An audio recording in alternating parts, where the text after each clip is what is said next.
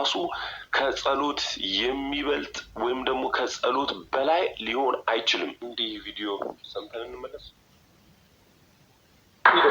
ይሄ መልእክት ለኢትዮጵያ ሕዝብ ነው። እኔ ውድድሩ የቀረው 4 ቀን ነው፣ ግን እኔ አልወዳደርም። በቃ መወዳደር አልችልም። እኔ ለምን እንቁላሉን እኔ አስጠይቄያለሁ፣ በሃይማኖቱ ማስጠይቄያለሁ። ሲህር ነው፣ ድግም ተሰርቶበታል፣ መተት ተሰርቶበታል ተብያለሁ። በእንደዚህ አይነት ነገር ደግሞ እኔ አልጫወትም። አይነት ድግምት የሚባል ምንም አይነት መተት አስማት የሚባል ነገር በዚህ ምድር ላይ የለም። ታዲያ ምንድነው ያለው? የኛ የእምነታችን መጉደል፣ በእምነታችን ጽናት መጉደል የተነሳ በአእምሯችን ላይ የሚገባ በረሮ እስከሆነ ጊዜ ድረስ ወንድሜ ሴዶ አንተ ከምታፍር በአንተ ማሊያ እኔ እወዳደራለሁ ማለት ነው።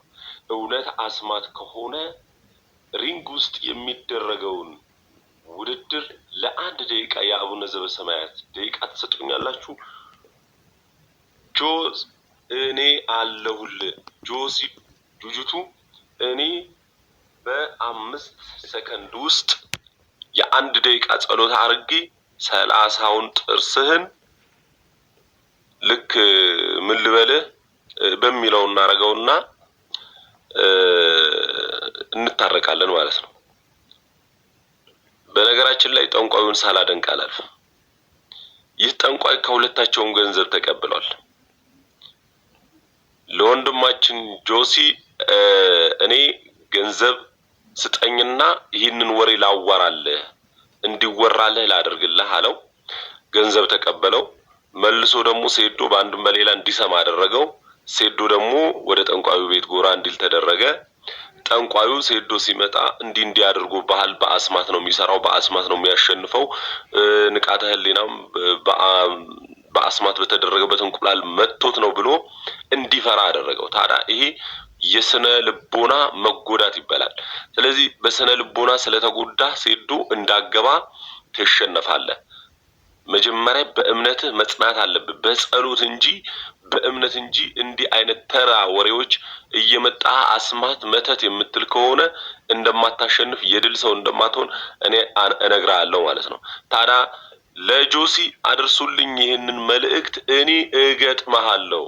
እውነት አንተ በአስማት ከሆነ አስማት ምንም አይነት አቅም እንደሌለው እኔ በተግባር አሳይሃለሁ ነው ምልህ። እንደምታደርሱልኝ አምናለሁ። አመሰግናለሁ። ምን አገባህ ደግሞ የምትሉ ሰዎች በኮሜንት አትጻፉ። የሀገር ጉዳይ ነው፣ የኢትዮጵያውያን ጉዳይ ነው። ኢትዮጵያውያን በቀላል ተዘርፈዋል እኮ እናንተ።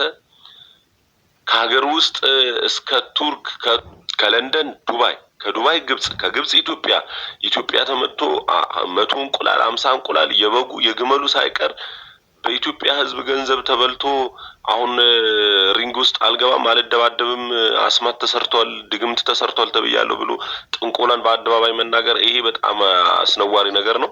ታዲያ በአንተ ማሊያ እኔ እወዳደራለሁ። እኔ ውድድሩን ካሸነፍኩ ደግሞ እንደማሸነፍም ስለማምን ማለት ነው ያ የማሊያ ውጤት የምትፈልገው የነበረውን ሜዳሊያውን እኔ አንገትህ ላይ አድርጌልህ ካንተ ላይ እኔ የዶሮ እንቁላል እንኳን አልፈልግም። ስለዚህ ሴዶ አይዞ እንዳፈራ ነው ያለው ወንድም።